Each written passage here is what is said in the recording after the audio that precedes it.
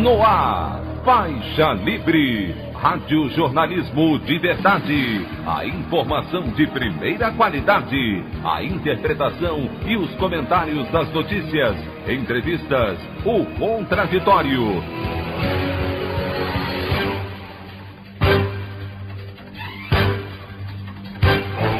Tudo para aproximar você cada vez mais da realidade do Brasil e do mundo. Apresentação: Anderson Gomes.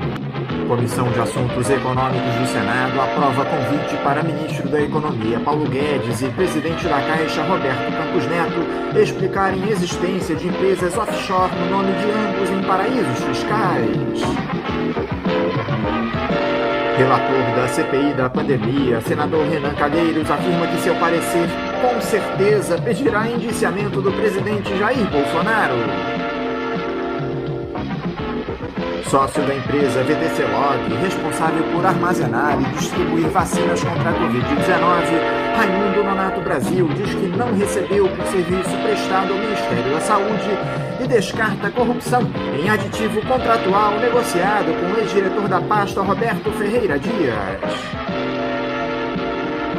Essas e outras notícias já são desta quarta-feira, 6 de outubro do ano de 2021, do programa Faixa Livre.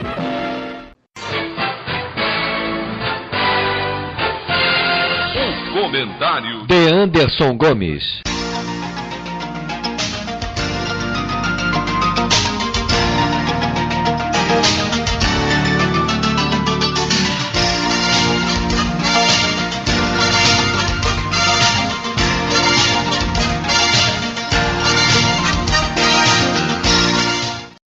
Bom dia, ouvintes.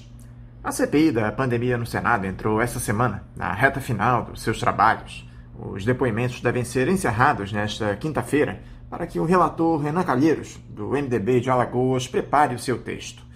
A expectativa é que a votação do relatório final aconteça no próximo dia 20. Os parlamentares governistas devem também apresentar um documento alternativo para apreciação da comissão, que não terá maiores repercussões. Os senadores ouviram ontem o empresário Raimundo Nonato Brasil, sócio da empresa VTC Log, distribuidora de vacinas contra a Covid-19 e que tem um contrato com o Ministério da Saúde eivado de irregularidades. As principais suspeitas repousam sobre um aditivo a esse contrato 18 vezes maior do que o valor recomendado por técnicos da pasta, a mando do ex-diretor Roberto Ferreira Dias. A comissão também apurou que a empresa movimentou, nos últimos 2 anos, 117 milhões de reais em transações que o Conselho de Controle de Atividades Financeiras, o COAF, considerou suspeitas. A respeito do aditivo ao contrato que eu citei há pouco, o sócio da VTC Log disse que ele se deu pela alta demanda provocada pela pandemia. Além disso, Raimundo Nonato afirmou que a sua empresa não recebeu 1 centavo sequer do governo federal para a realização do trabalho. Pelo contrário, já teria investido 30 milhões de reais para a compra de equipamentos que pudessem armazenar as doses dos imunizantes em temperaturas baixíssimas, na casa dos 70 graus negativos, além de embalagens especiais para o transporte da carga.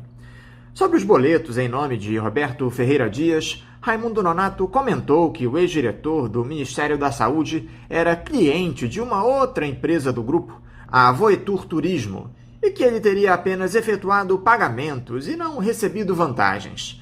Enfim, não houve nada de muito relevante durante o depoimento desse senhor à CPI. A expectativa maior na comissão é para os indiciamentos que serão propostos pelo relator, inclusive o do presidente Jair Bolsonaro. Renan Calheiros já deixou claro que o chefe do executivo será implicado, que a CPI, abre aspas, não vai falar grosso na investigação e miar no relatório, fecha aspas.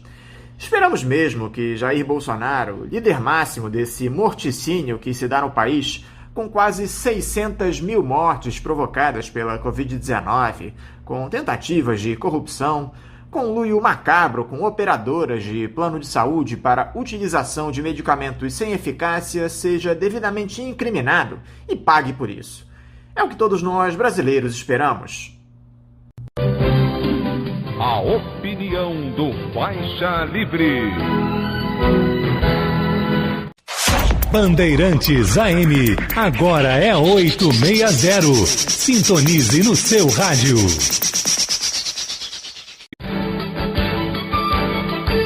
Voltamos a apresentar Faixa Livre.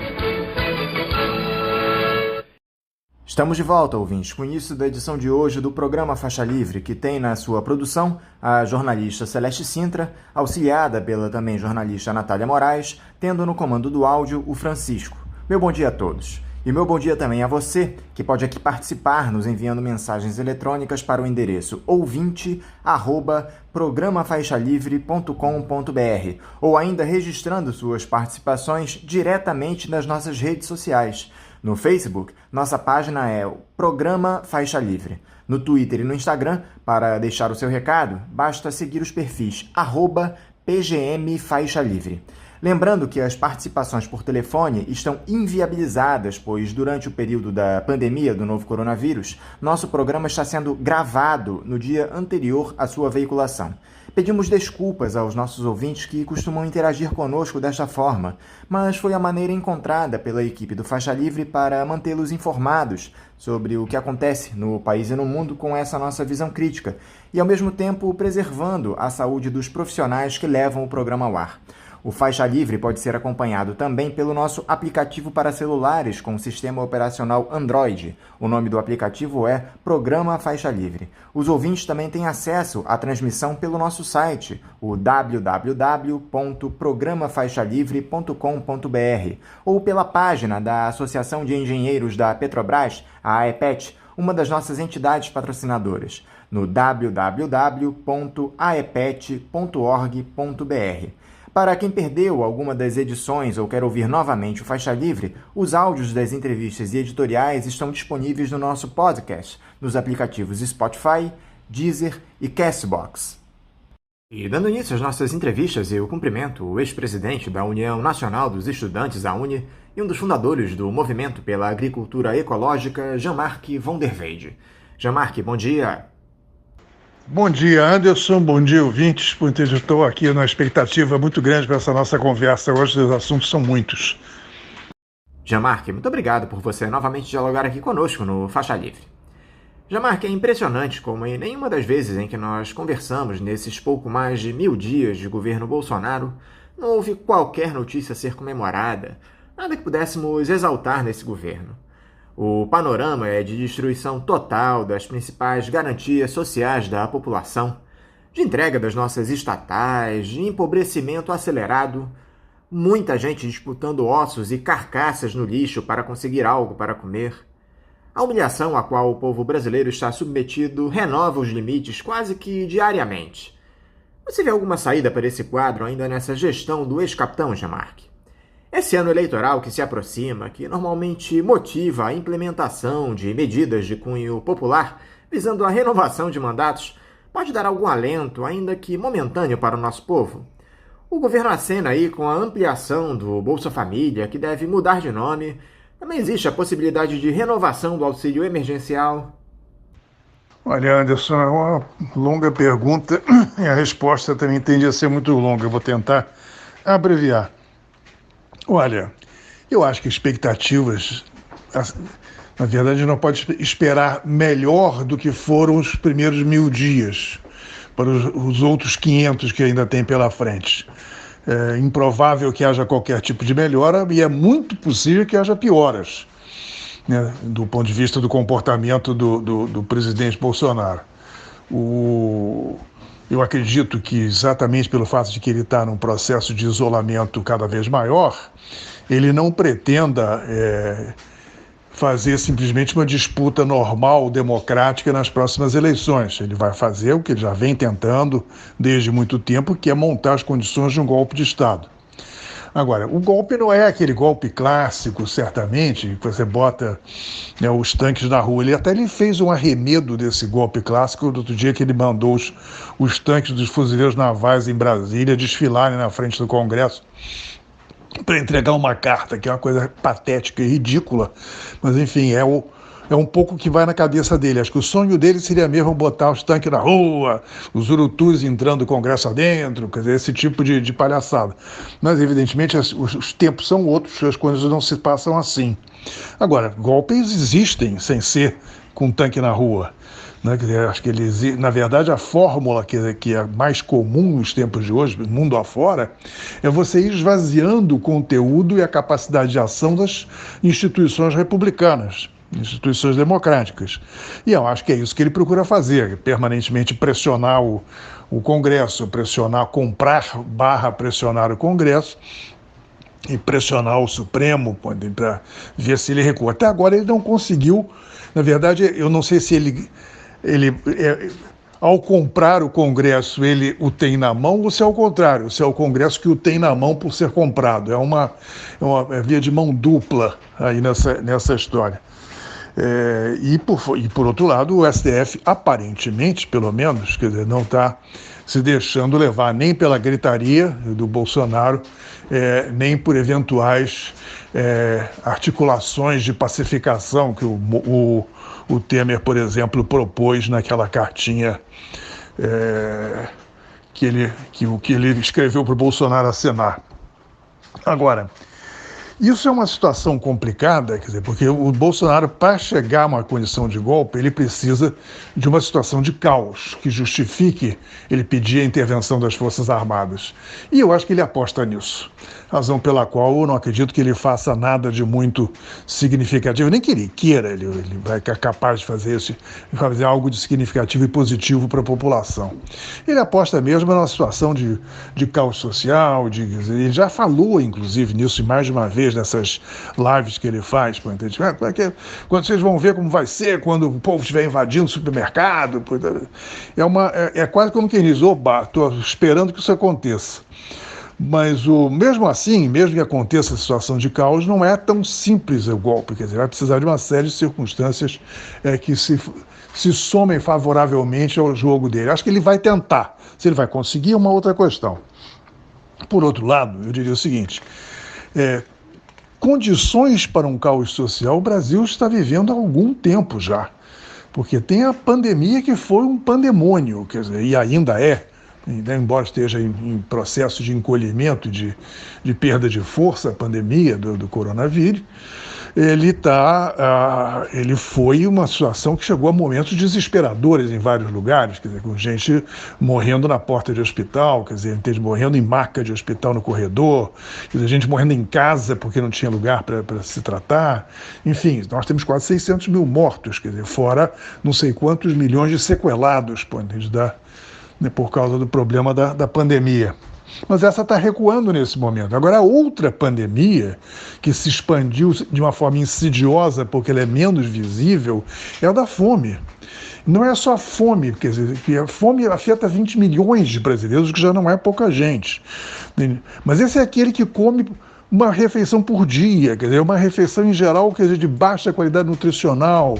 Essa é a situação mais desesperadora. Mas você tem, em graus variados de insuficiência alimentar, você tem mais 100 milhões de pessoas. São 120 milhões de pessoas ao todo no Brasil que padecem com algum nível de problema alimentar, que pode ser desde a fome absoluta, ou seja, pessoas que comem pouco e mal, e outros que podem até comer razoavelmente bem, mas podem comer até razoavelmente bastante em quantidade, quer dizer, enchem a barriga, mas comem de muito má qualidade, porque são as coisas mais baratas que ela consegue comprar. Então, entre essas duas situações, você tem uma gama enorme de gente, mas tem as doenças derivadas da insuficiência alimentar, da desnutrição e subnutrição, estão pipocando pelo Brasil. E praticamente tudo é afetado por isso. Praticamente todo o conjunto de vulnerabilidades de saúde que as pessoas têm são afetadas, são ampliadas pelo problema nutricional. Então a questão da fome é uma questão que a gente vai ter que lutar para ser respondida com ou sem Bolsonaro. E a ideia de que com o aumento aí com a entrega de uma bolsa família turbinada, que é o que ele está falando, não é evidente nem que ele consiga fazer isso, ou de uma extensão da ajuda emergencial por mais algum tempo, pelo ano que vem, isso não resolve o problema. Isso não resolve o problema por uma razão simples, que é o seguinte: nós estamos com um problema de déficit de produção de alimentos. É o efeito de uma série de escolhas que foram feitas, o efeito da ampliação maciça do agronegócio no Brasil, quer dizer, que só faz produzir para exportar. Então, a produção para alimentação nacional dos consumidores nacionais, ela vem caindo sistematicamente, e não é de hoje. Está pior desde o Bolsonaro, mas ela vem caindo já desde o começo do Plano Real, quando começa o Fernando Henrique, ainda no governo do Itamar. Então, é uma situação que você não vai resolver simplesmente botando mais dinheiro, né, na mão das pessoas, porque as pessoas vão ter mais dinheiro para comprar. Como tem pouco alimento em oferta, e o preço do alimento vai subir. Ou seja, vai continuar sendo um círculo vicioso. E a questão de importar alimentos, que seria uma solução, só se você distribuir eles de forma subsidiada. Porque o custo da importação alimentar está muito alto, porque o problema não é só nosso. Você está com deficiência de produção alimentar em muitos lugares no mundo. Então, a importação de alimentos também vai ser uma coisa cara. Então, vai ser necessário fazer importação e vai ser necessário dar um subsídio para a distribuição desses alimentos. Isso é uma política que eu acho muito difícil que o Bolsonaro faça, mas acho que nós temos que defender isso no Congresso, nos governos estaduais, em toda a parte. Nós tivemos esses atos do último sábado pelo Fora Bolsonaro, Gilmar, e a avaliação é de que as mobilizações por todo o país se deram aquém do que era esperado. Você também observou dessa forma? O que pode ter influenciado essa baixa adesão às manifestações do dia 2 de outubro, especialmente nesse momento grave que o país atravessa, Gilmar? Anderson, as razões são muitas, a meu ver. Eu diria que a expressão das manifestações do dia 2 de outubro é singularmente abaixo do imenso potencial que existe de oposição ao Bolsonaro, que se expressa, por exemplo, nas pesquisas de opinião, onde praticamente 60% do eleitorado é favorável ao impeachment. Ou seja, 60% do eleitorado favorável ao impeachment não tem nenhuma fração significativa participando das manifestações. Se diz que teve entre 600 e 700 mil pessoas nas manifestações. Admitindo que o cálculo seja correto, eu acho que ele é exagerado, ele ainda está abaixo da maior manifestação que a oposição fez em junho passado. Portanto, você não conseguiu romper o teto, o que a gente está chamando de bolha. Isso tem algumas razões. Uma das razões, eu acho, que é a convocatória dessa manifestação. Embora tenha sido um pouco mais ampla do que a anterior, porque incorporou na convocação formalmente alguns partidos que antes estavam indo às manifestações, mas não participavam da convocação, dessa vez PSB, PDT, Cidadania, enfim, uma série de outros participam do chamado à manifestação. Agora, eu estou desconfiado de que, para a população que não é organicamente mobilizada, que não está dentro de organizações da sociedade civil, organizações político-partidárias, um cidadão comum, ele não tem lá muita vinculação, nem sequer muito respeito por essa sopa de letrinhas dos partidos. Então você tem um monte de partido. Hoje em dia você vai ver pesquisas de opinião sobre a confiança, a confiança no Congresso, baixíssima, a confiança no STF, baixa, a confiança no Executivo, micro, enfim. Então você tem uma desconfiança política que está estabelecida. A população é contra o Bolsonaro, mas ela não está vendo nessas convocatórias feitas fundamentalmente por forças de esquerda uma alternativa para si. Mas eu diria que tem esse outro fator, quer dizer, você tem muitas siglas, muitas organizações convocando as manifestações, mas você não tem caras, você não tem lideranças fortes, expressivas e conhecidas da população que apareçam para dizer, poxa, vamos para a manifestação, vamos manifestar, vamos protestar contra a situação, vamos tirar esse cara daqui. né? Quer dizer, que acho que é o que é preciso fazer. Então, o fato de que as grandes lideranças, digamos assim, conhecidas no país, seja elas de centro, de direita, de esquerda, não estão participando das manifestações, não estão chamando as manifestações, e aí vai o Lula, vai o Fernando Henrique Cardoso, né? E, enfim, pelo menos esses dois símbolos maiores, porque foram presidentes da República, não estão se manifestando em relação a isso, não estão participando, não estão chamando a participação. E teriam outras figuras públicas importantes que assim, deveria reunir, quer dizer, para chamar, em vez de chamar em nome dos partidos, chame em nome de grandes figuras capazes de ser, digamos assim, polos de atração muito bem identificados pela população. Acho que seria uma coisa importante a ser feita. Por outro lado, eu acho que tem uma questão complicadíssima, entende, que revelou-se na manifestação de São Paulo pela segunda vez, que é a hostilidade de uma parte significativa dos manifestantes de esquerda contra a participação do centro-direita e da direita nas manifestações. E isso eu acho que, se a gente pretende derrubar o Bolsonaro só com a mobilização da esquerda, pode esquecer que isso não vai acontecer. Há um grande frente nacional, que eu chamo de salvação nacional, que está passando por cima de diferenças ideológicas e políticas, que tem como objetivo uma grande unidade para tirar esse presidente, que é um desastre para a nação e para o povo. E como é que você classifica aqueles episódios envolvendo Ciro Gomes nos atos do Rio e de São Paulo, com vaias, tentativas de agressão do pedetista? Isso tem relação apenas com aquela fuga dele no segundo turno das eleições de 2018, Jean-Marc? Olha, Anderson, eu acho que tem a ver com a atitude dele no segundo turno de 18, que certamente foi um erro grave, né? E eu digo isso com a tranquilidade de quem votou no Ciro no primeiro turno. Eu achava que ele tinha mais possibilidade de derrotar o Bolsonaro no segundo turno do que o Haddad. Agora, ele não ter ido, não ter apoiado o Haddad, não ter nem ficado no Brasil, foi uma atitude lamentável. Entendi. De lá para cá, quer dizer, ele escolheu um caminho político, quer dizer, de atacar o PT em particular e o Lula, né, quer dizer, para criar, digamos assim, para tentar criar uma empatia com o eleitorado que hoje em dia está se chamando de terceira via, né, um eleitorado que que não é nem PT nem Bolsonaro. Então ele está um pouco apostando nesse caminho. Não está dando certo. Então o que ele faz? Ele não está ganhando esse setor de centro-direita e de direita e está conseguindo o ódio do povo de esquerda.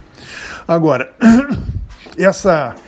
o comportamento, quer dizer, eu acho que ele certamente, por uma atitude extremamente, muito agressiva, porque ele é um personagem agressivo, muito agressivo nas suas manifestações contra o PT e contra o Lula, ele evidentemente atiçou, ele sacudiu a casa de marimbondo, né? Então a reação, quer dizer, dos petistas e da esquerda em geral, mas em particular dos petistas na manifestação de São Paulo, tem um pouco essa explicação. Porém, eu acho que tem uma falta de entendimento, de um lado e de outro, tanto dele como do pessoal do PT, que você não faz uma frente chutando a canela do seu aliado. Entende? Isso aí não faz sentido nenhum. Se você quer construir alguma coisa com mais força, você tem que controlar. Ele lançou imediatamente depois, eu acho que ele teve uma reação boa. Foi minimizar a agressividade, né, contra ele, né, no pós-manifestação, condenou e tal, mas não fez um cavalo de batalha, não transformou aquilo em 500 mil ataques e insultos, e propôs uma trégua, que ele chamou de trégua de Natal, que é um Natal prolongado, que eu espero que entre pelo Carnaval e vá pelo ano que vem afora.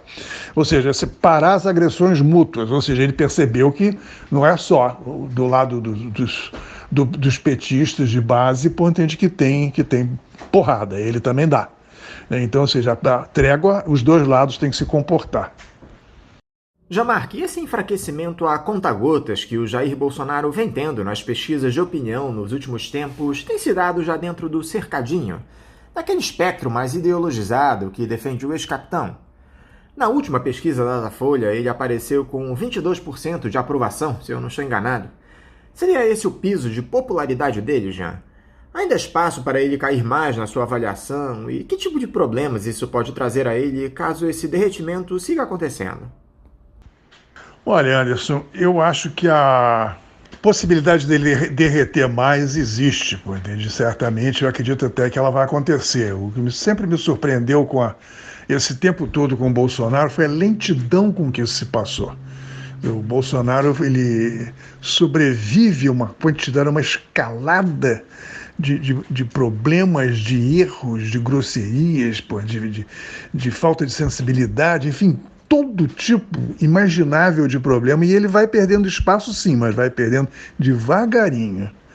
Então ele está em 22, algumas pesquisas indicam 18, né, como uma posição que ele já estaria nos 18% com o índice de aprovação, e outras pesquisas mais qualificadas, comentadas, acho que foi Marcos Coimbra que faz um comentário sobre isso, em que ele diz o seguinte: na verdade o Bolsonaro tem de fiéis, aquele que é assim chamado, é o núcleo duro do bolsonarismo, os bolsonaristas raiz estão em 11% a 12%.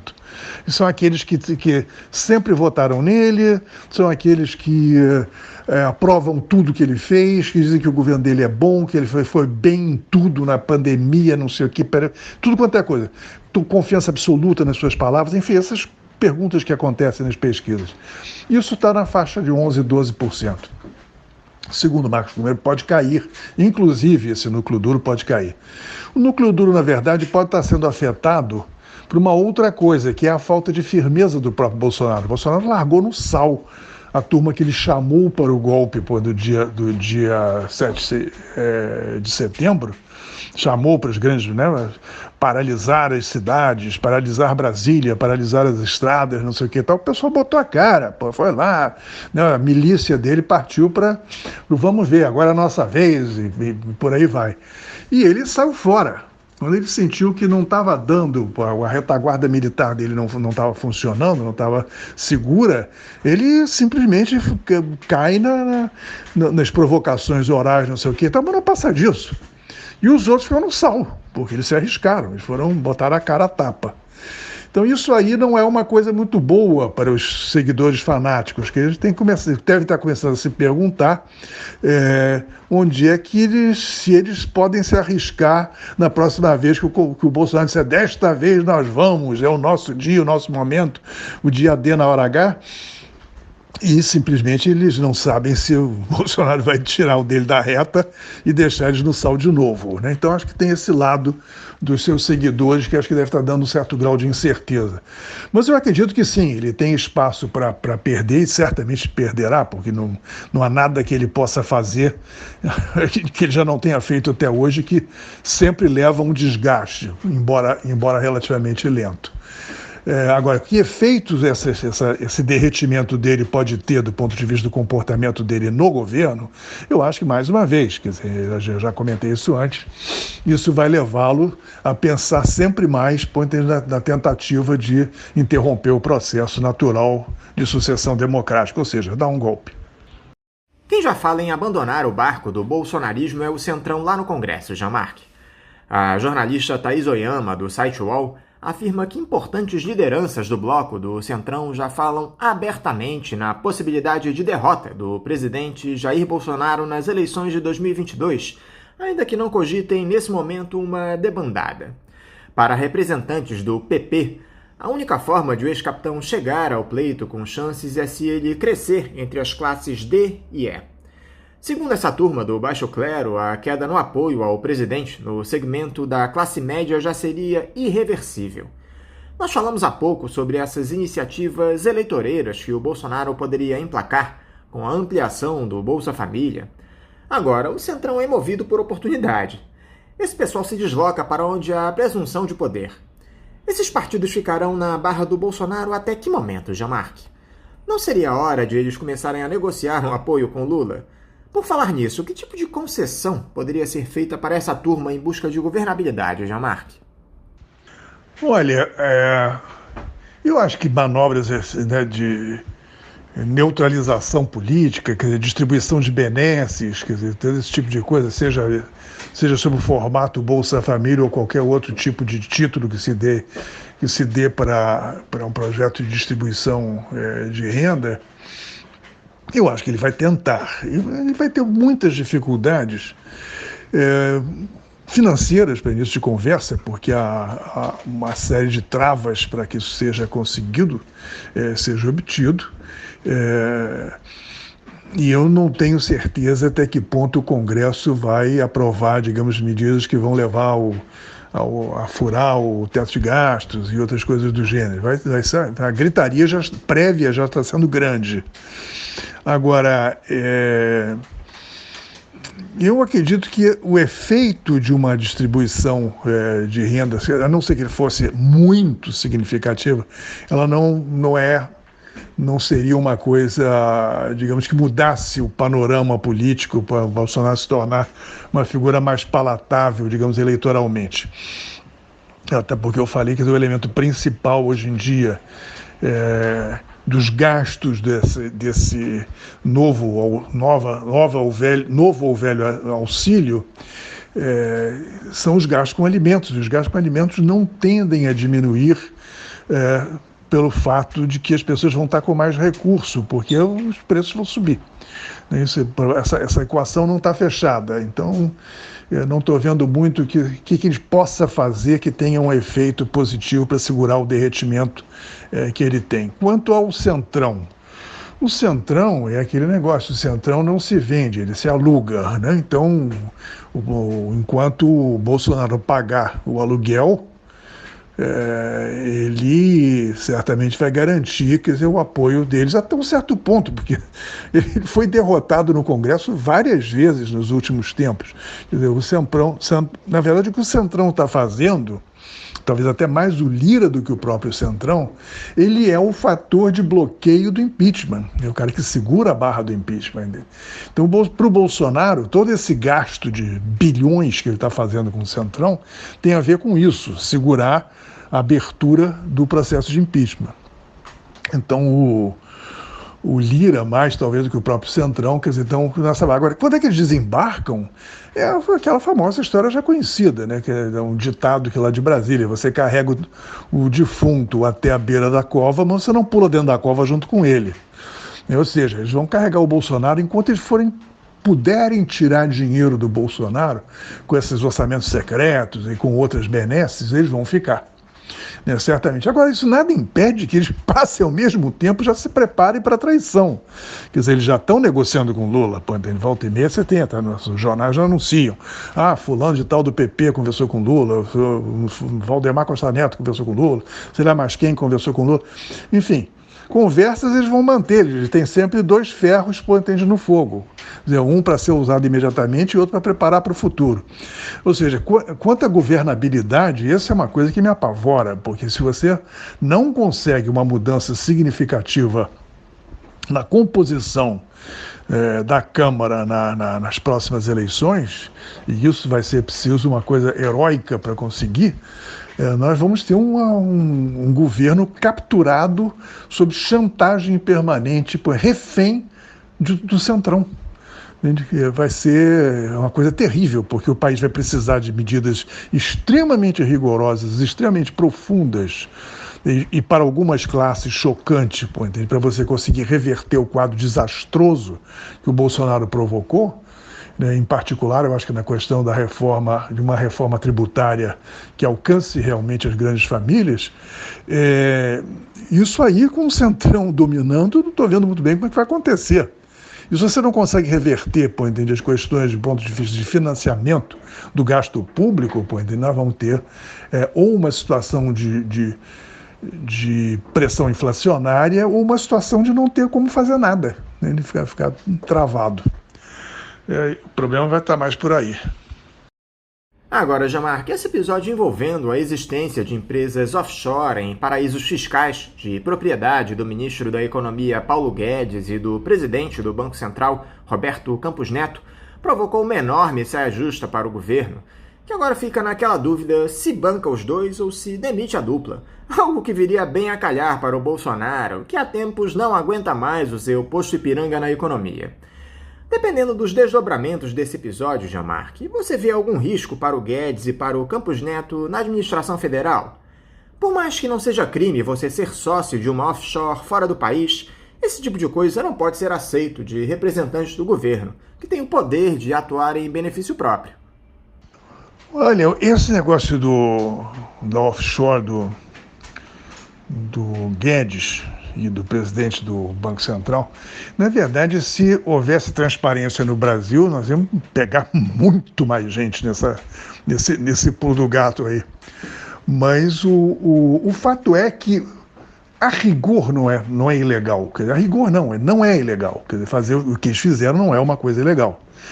Quer dizer, se eles fizeram declarações de impostos, as declarações do dinheiro que foi enviado, se o dinheiro é legítimo, essa coisa toda, está dentro do que as leis permitem. Outra coisa é se na posição em que você está como ministro ou presidente do Banco Central, ou seja, cujas decisões podem interferir sobre sua própria fortuna, isso aí é uma coisa absolutamente escabrosa. Quer dizer, não há nada que impeça teoricamente, mas tem alguma coisa como código de ética do serviço público, tem alguma coisa que fala disso aí. Agora, como é que isso é aplicado, eu não tenho ideia. Eu sei que existe uma comissão de ética, ou já existiu, não sei se ainda se mantém. Imagino que uma comissão de ética que convive com o governo Bolsonaro deve ser ou ela está dormindo o tempo todo, ou são um bando de palhaços, porque não lhes faltava serviço para julgar. Mas o fato é que possivelmente existe uma comissão de ética, possivelmente existe uma instância onde essa questão de um comportamento, digamos, se não ilegal, certamente, antiético, do ministro e do presidente do Banco Central seriam avaliados, né? Eu acho que é o que pode acontecer. Agora, eu também acho, como você disse, que o Bolsonaro é bem capaz de chutar os dois, e os dois não, ele não pode chutar do Banco Central, ele pode chutar o Guedes, porque o Guedes, na verdade, além de já não ser mais, quer dizer, um anteparo para o Bolsonaro, teve um tempo que ele era o cara que, os donos do PIB, o andar de cima, o povo da Paulista, né, todos esses nomes que se dão aos grandes empresários brasileiros, eles confiavam não no governo Bolsonaro, mas confiavam no Guedes. O Guedes mostrou que ele era um perfeito trapalhão. Quer dizer, além de ser um cara muito pouco competente, ele era incapaz como um administrador e um político, né? Que você tem que ser um político como ministro também, né? E mais, ele não conseguia se impor frente ao próprio Bolsonaro. Então ele perdeu completamente a função tanto para o empresariado como para o próprio Bolsonaro. Então ele pode ser chutado a qualquer momento, eu acredito. Eu não acho que o Bolsonaro vai pensar o que é menos ruim para ele, porque qualquer das decisões criará algum tipo de problema. Mas eu acho que ele está torradaço depois disso aí. E como é que você avalia essa notícia que surgiu, Jamarque, de que o Jair Bolsonaro poderia até não concorrer à reeleição no ano que vem? Dada toda a rejeição que ele tem, a indicação de que há poucas chances de renovação do mandato em 2022, isso aí só seria para desviar o foco ou você acredita nessa possibilidade de o genocida tirar o bloco dele da rua? Olha, eu acredito que o Bolsonaro deixa correr esse tipo de boato, porque para ele é bom. Ele, de certa forma, desarma aqueles que têm, digamos que têm mais sede na saída dele, né? Ou que têm mais receio de que ele seja um perigo maior daqui até... Ou seja, se o cara está resignado a cumprir os seus 500 dias e ir embora, as pessoas meio que se desarmam e dizem assim, bom, então não vamos sacudir a canoa, para não criar um problema. Então vamos esperar até lá que ele sai. Eu acho que para ele isso é bom. Na verdade, eu acho que ele não pensa absolutamente nada disso. O Bolsonaro tem um problema que não é simplesmente perder uma eleição e sair. Quer dizer, ele e a família dele inteira, perdendo a eleição e saindo, quer dizer, deixando de ter a proteção do foro privilegiado, eles vão para a cadeia, quer dizer, eles vão ser processados, depois eles vão ser levados às barras dos tribunais. Quer dizer, então, o pavor do Bolsonaro é esse. Então ele não pode simplesmente admitir, não, tá legal, então eu vou para casa. Ele não vai para casa, ele vai para cana. Então esse fato tensiona muito o jogo todo, porque ele vai tentar descobrir uma maneira de se defender.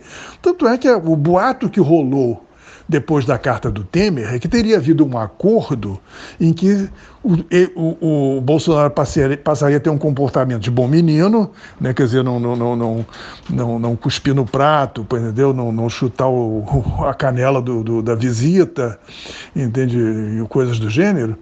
E, em troca, o STF parava de atacá-lo, cercar a ele e a sua família, o Congresso, neutralizava lá qualquer tipo de ação contra ele e haveria uma garantia de que ele sairia do governo intocável.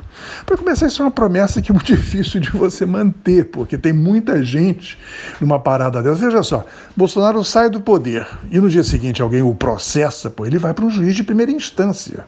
Ele não tem mais foro privilegiado. Você vai conseguir levar o acordo feito, se tiver né, nessa hipótese de um acordo do Supremo, como é que ele garante que o juiz lá de base vai fazer isso? Não tem como. A única coisa que eles podem fazer, na verdade, a única hipótese que você pode ter é o seguinte, é de que estou remotamente levantando a hipótese, né, de que em casos de acordo, que acontecesse o seguinte: o Bolsonaro é condenado em primeira instância, recorre, na segunda recorre, vai para o Supremo, em algum momento. E o Supremo senta em cima, não julga. Então passa-se o tempo, ele acaba sendo,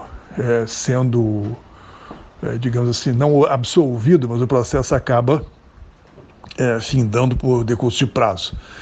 Agora, isso aí precisava que o Supremo inteiro concordasse com um negócio desse tipo, entendeu? O que é de todo improvável, mesmo que uma ou outra figura pudesse achar que era o caso de fazer uma negociação. O Toffoli já sinalizou com negociações antes, com os militares, não sei o que e tal. E o resto, a totalidade não faz. De modo que eu acho que esse papo todo de que ele não vai se candidatar, eu acho que é o contrário. Ele vai procurar até o fim a oportunidade para se manter no poder. Sem eleições, se for o caso. E certamente a única chance que ele poderia ter seria sem eleições, que com eleições é muito difícil ele não levar uma surra do Lula. Jean-Marc Vanderveide, mais uma vez, muito obrigado por você conversar aqui conosco no Faixa Livre. Eu quero te desejar um ótimo dia de trabalho e deixar aqui também o meu abraço.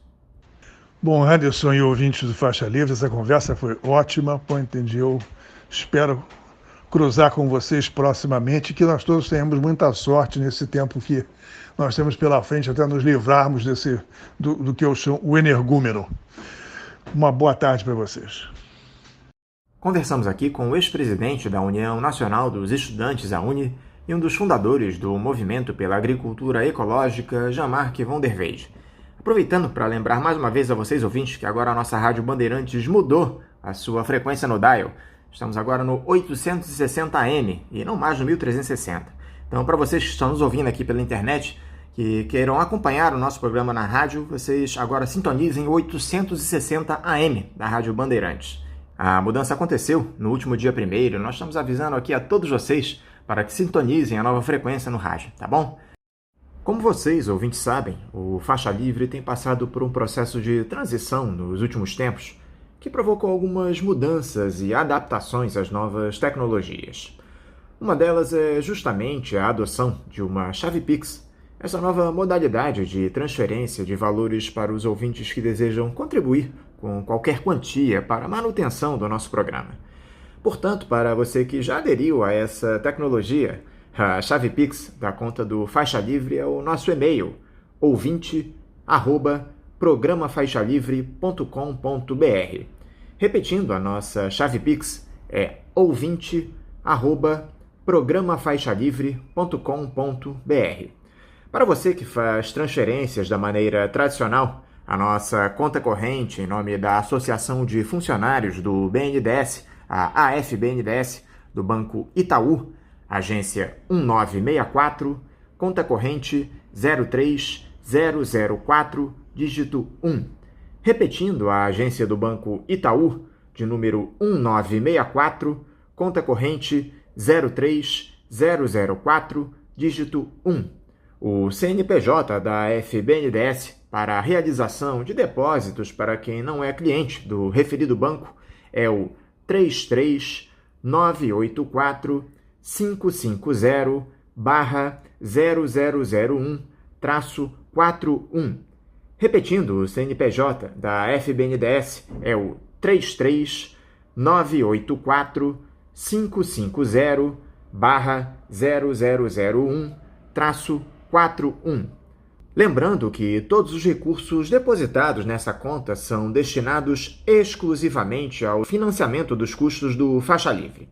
Para quem não conseguir anotar as informações referentes à conta, elas estarão disponíveis também no nosso site, o www.programafaixalivre.com.br, e nas nossas redes sociais, no Facebook, Twitter e Instagram. Então, repetindo mais uma vez a nossa chave Pix, é ouvinte@programafaixalivre.com.br, e a conta corrente em nome da AFBNDES no Banco Itaú, agência 1964, conta de número 03004, dígito 1. Vamos agora ao nosso primeiro intervalo. Voltaremos já já. Bandeirantes 860. Nova frequência para velhos amigos.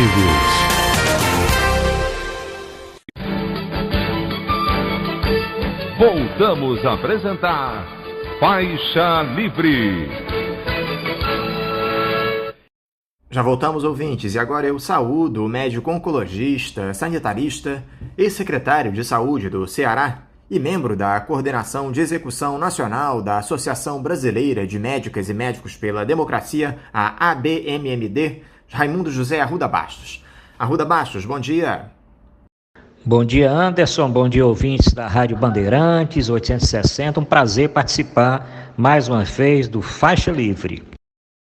Arruda, muito obrigado por você estar novamente aqui conosco no Faixa Livre. Arruda, aquele ditado que diz que o Brasil não foi feito para amadores está cada dia mais evidente. O episódio que diz respeito à operadora de saúde Prevent Senior, acusada por médicos de terem fraudado atestados de óbito para ocultar mortes por Covid-19, após um estudo não autorizado com medicamentos ineficazes para o tratamento da doença, tudo isso em conluio com o governo federal, é algo absolutamente estarrecedor, que fez todos nós brasileiros questionarem a verdadeira motivação desses planos de saúde existirem. Eu gostaria de abordar alguns aspectos desse escândalo com você, Arruda, mas primeiro eu queria que você nos falasse aqui, por favor, como é que vocês da associação observaram essa ação da Prevent Senior, ocultando mortes em um chamado pacto pró-cloroquina com o governo Bolsonaro? Anderson, na verdade, realmente o Brasil não foi feito para amadores. Esse caso dessa operadora de saúde comprova bem isso. A Prevent Senior, falsificando inclusive atestados de óbito, porque é falsificação mesmo. Na hora que você retira o CID, o Código Internacional de Doenças, de um atestado de óbito, de um prontuário, você está fraudando. Então era uma fraude que eles vinham fazendo desde o ano passado e estariam continuando se a denúncia não tivesse chegado à CPI. Isso tudo para justificar um número menor de mortes por Covid, alegando um tratamento precoce que não existe.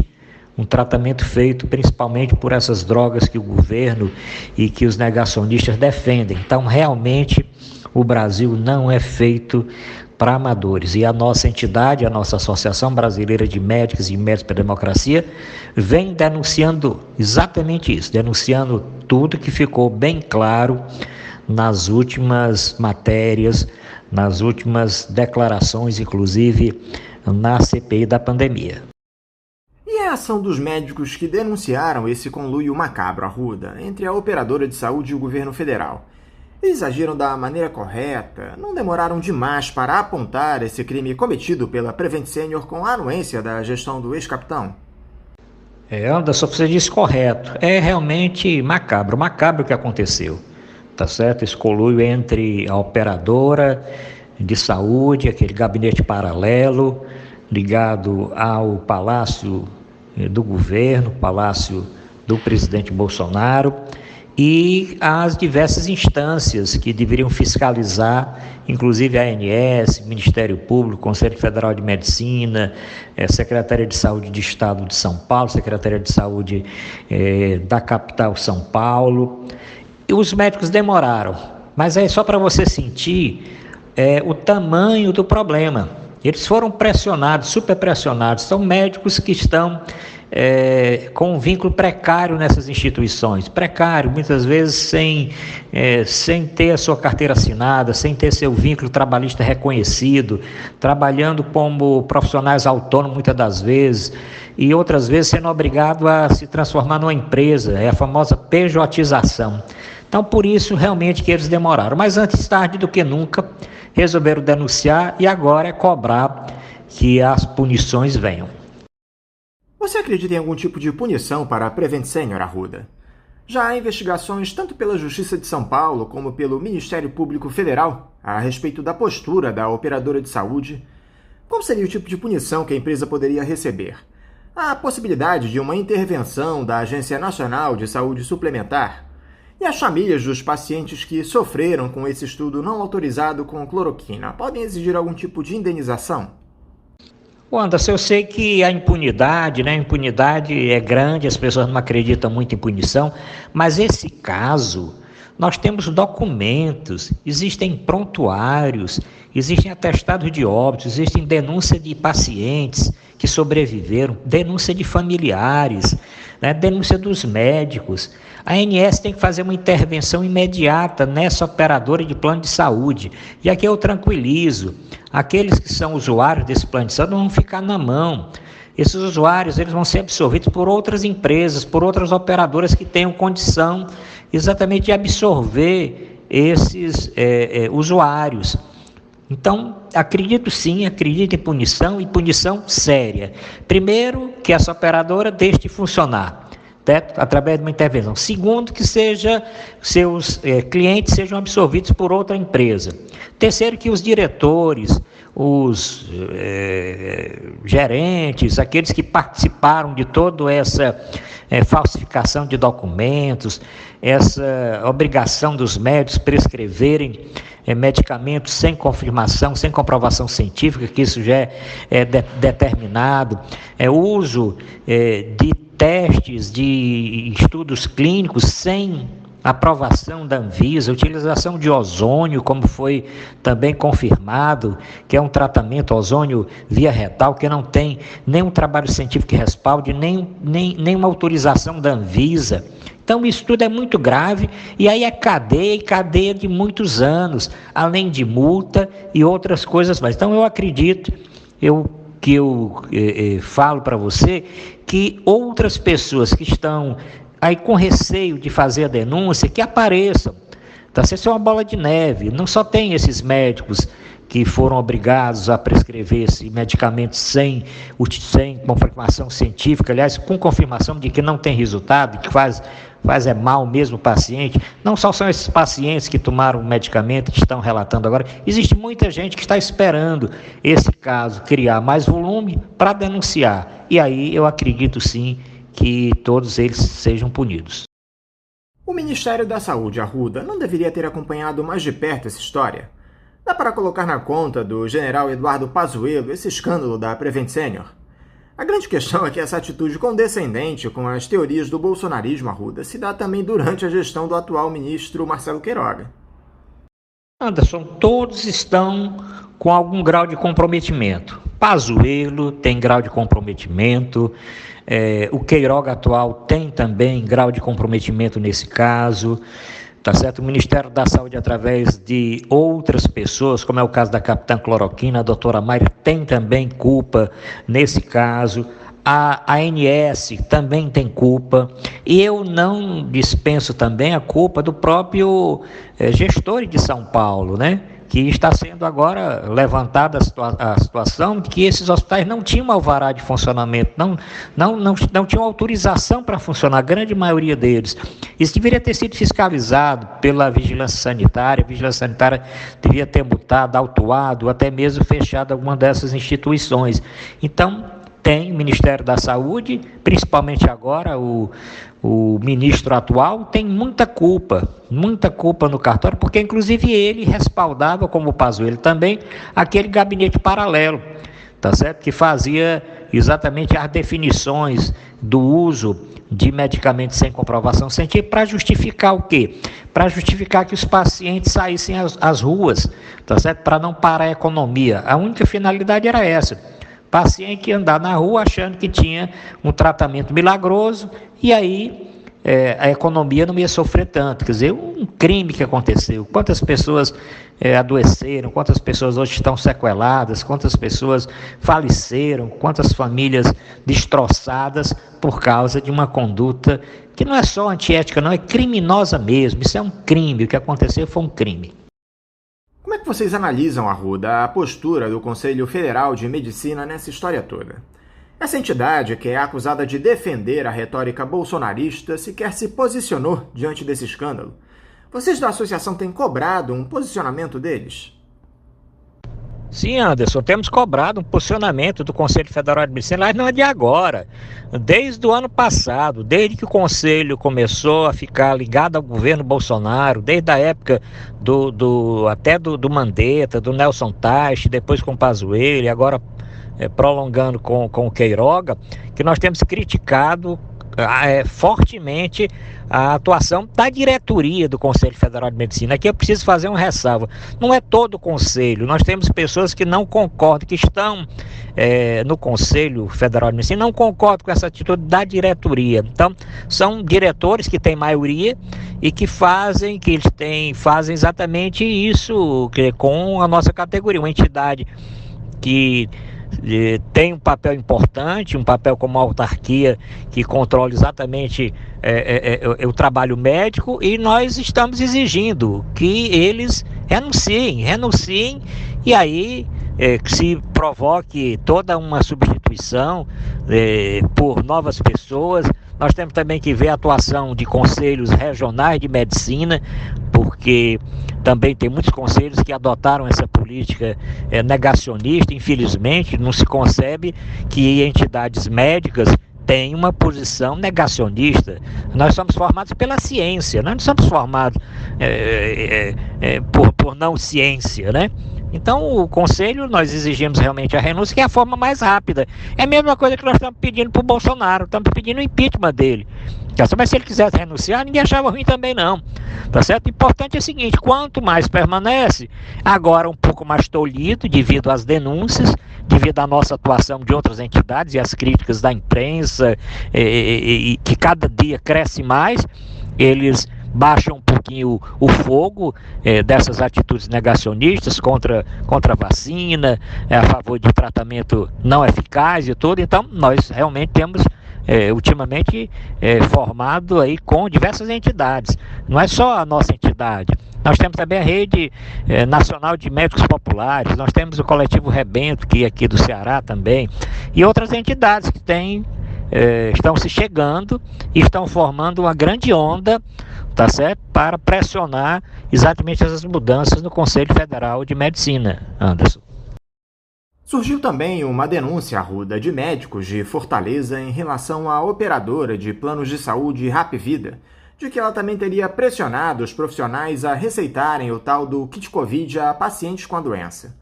E parece que essa é uma ação coordenada de algumas empresas, hein, Arruda? Dá pra gente dizer isso? O Anderson, o que dá para dizer é o seguinte, que não está só na Prevent Senior, não é só a Prevent Senior, certo? Se nós formos atrás, tem outras operadoras também envolvidas.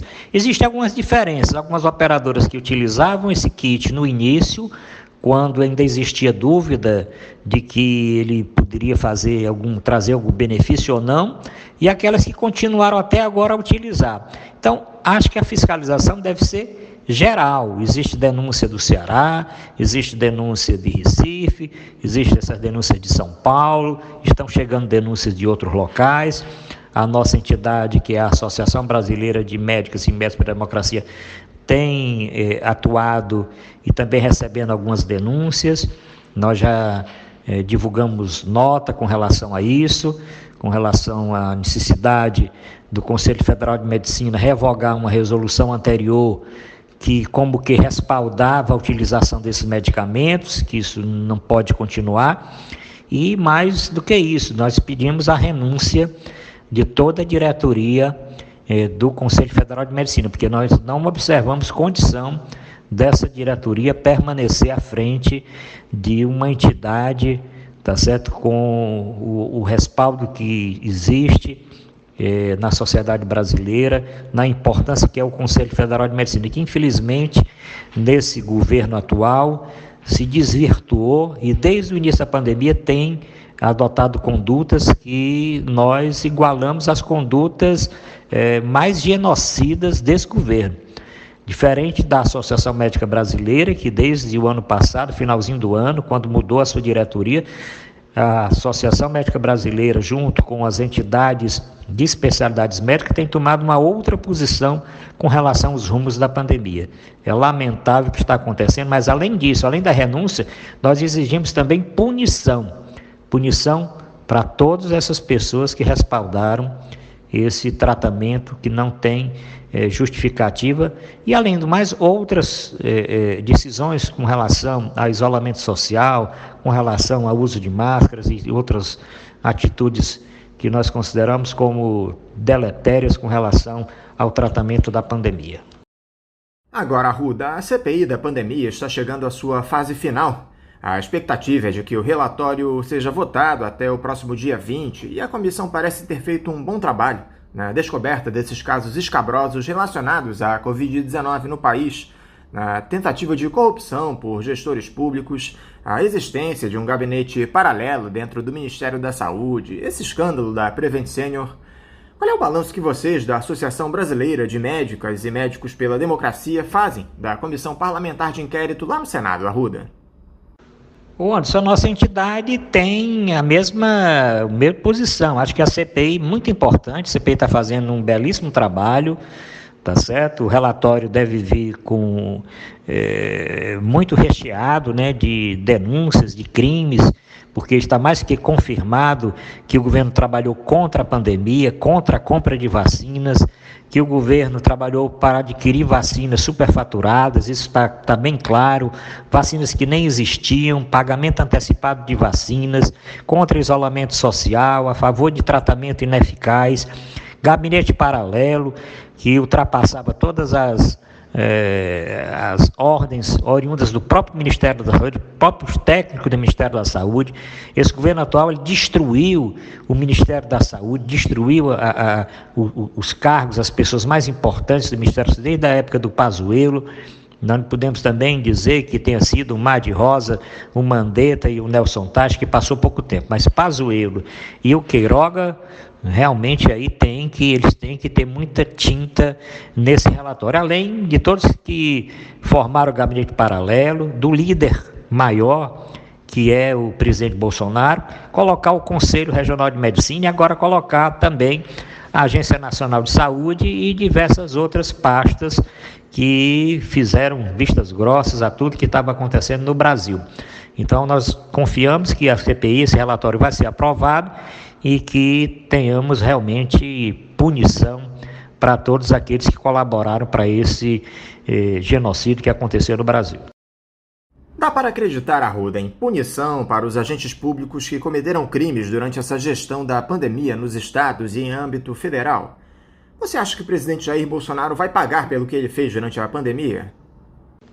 Anderson, o presidente pode até não pagar agora enquanto ele está no mandato dele, mas ele não vai ficar livre disso. Né? Um país com o SUS, um sistema único de saúde, com condição de vacinar 3 milhões de pessoas por dia, de vacinar toda a população de forma eficaz, eficiente, de produzir vacina do Butantan, de produzir vacina na Fiocruz. Quer dizer, como é que um presidente da República, tendo isso tudo a favor, trabalhou contra e vai sair impune? Mais de quase 600 mil mortes por Covid-19, quase 22 milhões de pessoas acometidas, fora as sequelas. Nós sabemos que tem subnotificação, tá certo? Testes que não foram adquiridos, testes que deixaram vencer, teste para Covid, falta de articulação com os estados e com os municípios. Eu acredito, eu tenho confiança de que realmente essa punição, algumas agora, outros que foram privilegiados, que são deputados, ou que têm um cargo importante, é só tirar Bolsonaro agora para que ele possa pagar tudo que ele realmente fez com relação à saúde. Arruda Bastos, mais uma vez, muito obrigado por você conversar aqui conosco no Faixa Livre. Eu quero te desejar um ótimo dia e também deixar aqui o meu abraço. Bom, antes eu que agradeço em nome da Associação Brasileira de Médicas e Médicos pela Democracia participar do seu programa de tanta audiência, dizer para os brasileiros que estão escutando o seu programa que a nossa entidade está atenta. A nossa entidade é composta de médicos de todo o Brasil, médicos a favor da democracia, a favor da vida, a favor da ciência. Fica aqui um meu abraço para você e a todos os seus ouvintes, e continuem, a pandemia não acabou, deixo aqui esse recado final, a pandemia não acabou, vamos continuar usando máscaras, vamos continuar mantendo distanciamento social, esse distanciamento sempre que for possível. Vamos aguardar a terceira dose para todos os brasileiros, vamos aguardar que a vacinação avance. Você está decidindo já se vai ter carnaval, se vai ter Réveillon, isso é precoce agora. O que nós temos que fazer é acelerar a vacinação, para que as pessoas que não estão tomando segunda dose, tomem a segunda dose, para aqueles que não tomaram a primeira, tomem a primeira dose e a segunda também, e essa terceira dose chegue para os idosos, para o profissional de saúde, para todos aqueles que já tomaram vacina há mais de 6 meses. O governo tem que agora estar adquirindo vacina para a terceira dose, tem que avançar na vacinação dos adolescentes e também avançar naquelas vacinas que estão aprovadas para as crianças também. Só assim nós vamos vencer a pandemia. Obrigado, até a próxima oportunidade. Conversamos aqui com o médico oncologista, sanitarista, ex-secretário de Saúde do Ceará e membro da Coordenação de Execução Nacional da Associação Brasileira de Médicas e Médicos pela Democracia, Raimundo José Arruda Bastos. Vamos agora a mais um intervalo. Voltaremos já já. Bandeirantes AM, agora é 860. Sintonize no seu rádio.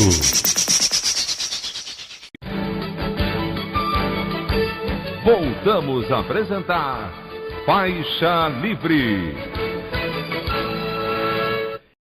Já voltamos, ouvintes, e agora eu saúdo o professor de Relações Internacionais da Universidade Vale do Itajaí, a Univale, membro do Instituto de Estudos Latino-Americanos, UIELA, da Universidade Federal de Santa Catarina, Daniel Corrêa da Silva. Daniel Corrêa da Silva, bom dia. Olá, Anderson. Muito bom dia a você e bom dia aos ouvintes do Faixa Livre. Um prazer estar aqui mais uma vez.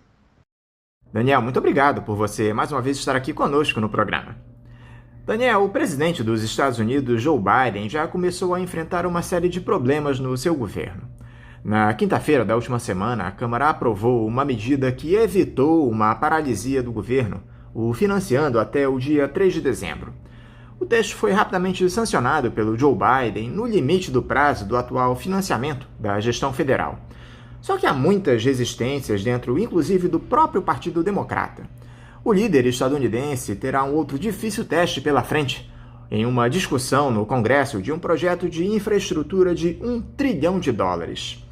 Você esperava, David, que depois dessa gestão desastrosa do Donald Trump, o Joe Biden enfrentaria tantos problemas para tocar o governo? Qual é a principal origem dessa oposição, que acontece inclusive dentro do próprio Partido Democrata? Bom, Anderson, em primeiro lugar, é importante ressaltar algumas premissas desse modelo de votação do orçamento no Congresso dos Estados Unidos, né? Em primeiro lugar, não é a primeira vez que um impasse dessa natureza se apresenta. No fato de que a votação do orçamento prevista, encaminhada pelo governo ao Congresso, enfrenta resistências, enfrenta dificuldades, vai tardando na sua votação e corre o risco de paralisar o governo.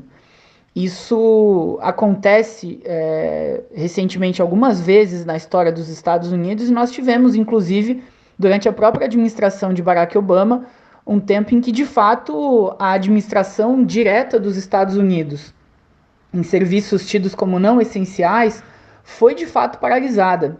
Por alguns dias, não chegou a dar, se a memória não me trair, não chegou a dar uma semana. Mas por alguns dias tivemos repartições públicas, museus, bibliotecas nos Estados Unidos sendo fechadas simplesmente porque o orçamento não chegava para a manutenção dos serviços mais básicos. Portanto, apesar de ser politicamente muito desgastante que isso ocorra durante a administração de um presidente, ela não é necessariamente um fato totalmente inédito nos Estados Unidos. Agora, chama bastante atenção que isso esteja acontecendo com menor frequência, né? E num orçamento dos Estados Unidos que se assemelha, ainda que de maneira longínqua, ao estabelecimento de certos tetos para gastos, mas não são iguais os tetos aqui no Brasil, né? Em que nós temos tetos de gastos para todas as despesas primárias do governo e que envolvem o gasto com o povo, enquanto o teto não atinge absolutamente nada de restrição dos gastos financeiros, principalmente envolvendo a remuneração dos títulos da dívida pública federal. Então, no caso dos Estados Unidos, essa é uma condição distinta, né? Feitas essas duas premissas, Anderson, para quem nos acompanha, é importante também salientar que no caso dos Estados Unidos, esse modelo de impasse na votação do orçamento, ele responde, numa lógica atual, de fato, a uma dificuldade muito grande de articulação política que o governo de Joe Biden tem. E eu diria aqui, Anderson, que existe certa lição que nós aqui do Brasil podemos aprender com o caso dos Estados Unidos, entendendo que a eleição de uma figura emblemática que seja representativa para ser o chefe do Poder Executivo, ela pode dar indicativos de alguma alteração na discussão da política do país, mas ela não tem o condão de alterar a política nacional de uma hora para outra. Por que eu digo isso? Porque, sendo Joe Biden eleito nos Estados Unidos, isso não significa que está encerrada a polarização política naquele país pelo simples fato de que Donald Trump não é mais o presidente da República. Principalmente com os últimos desgastes grandes que Biden enfrentou das fronteiras para fora nos Estados Unidos, como o tema das imigrações e como o tema também da retirada desastrosa do Afeganistão. Esses dois movimentos, a gente bem sabe, fizeram com que Joe Biden sofresse duríssimas críticas, inclusive da sua base de apoio de governo. Diante desse quadro, como Joe Biden precisa trabalhar ainda muito politicamente uma reversão e precisa lidar com uma crise econômica e política profunda nos Estados Unidos, não é trivial a operação para conseguir renegociar o orçamento, mesmo com a sua base de governo, e garantir uma aprovação. Então, o clima político, eu diria, nos Estados Unidos, ele não se alterou significativamente a partir de uma mudança eleitoral. E que nós tenhamos também essa visão para o caso brasileiro, né? Acho que é importante salientar esse fato aqui, Anderson, também aos nossos ouvintes. Como já foi dito, Daniel, essa resistência dentro do Partido Democrata preocupa demais o Biden, especialmente das mulheres e dos latinos, um pessoal que tem uma ligação muito forte com o Bernie Sanders, um político mais progressista, que perdeu as prévias para as eleições presidenciais. Há uma irritação especialmente por conta da falta de acordo no partido em torno de um projeto de lei de trilhões de dólares voltado ao financiamento de serviços sociais e de medidas de enfrentamento a mudanças climáticas. Você enxerga alguma possibilidade de o Biden contornar essa resistência interna que foi criada, Daniel? Bom, de fato, né, Anderson? Os Estados Unidos tentam fazer a aprovação dessas contas para o próximo ano fiscal. E o que se teve de concreto até o momento foi a aprovação de um orçamento emergencial com duração até o próximo dia 3 de dezembro. Isso já em articulação, inclusive, com membros do Partido Republicano dos Estados Unidos que entraram em acordo e as duas casas aprovaram esse orçamento emergencial. Agora, para o ano que vem, a tarefa de Joe Biden ela é mais inglória, porque ele precisa enfrentar algumas resistências. Existem pelo menos 3 grandes pacotes que Joe Biden quer aprovar nos Estados Unidos. Eles envolvem, primeiro, um grande projeto de investimentos em infraestrutura, um segundo projeto que traz novos programas sociais nos Estados Unidos, como, por exemplo, programas que aumentam o acesso à saúde, o envio de dinheiro em transferência direta de renda a famílias pobres que tenham crianças, e um terceiro projeto que envolve medidas de crescimento em infraestrutura mais ligados a uma economia verde nos Estados Unidos. São medidas que, em tese, fariam parte dos programas dos governos democratas. No entanto, existem pelo menos 2 senadores democratas, Joe Manchin e Kyrsten Sinema, que são não exatamente opositores aos projetos estrito sensu, mas eles se opõem a votar esses projetos em separado sem que haja uma garantia de que vai haver uma votação dos projetos que têm mais atenção social. Eles se posicionam mais à esquerda de uma linha do Partido Democrata e mais à esquerda da linha de Joe Biden. E, como você sublinhou, existe certa identificação, inclusive, com o ex-candidato à presidência, pré-candidato à presidência pelo Partido Democrata, que disputou as prévias durante um tempo, que fez um discurso político rodando o país inteiro na figura de Bernie Sanders. Feito esse trabalho político do Bernie Sanders por algum tempo destacado no Partido Democrata, existe sim uma ala que não acompanha todos os projetos do governo de Joe Biden.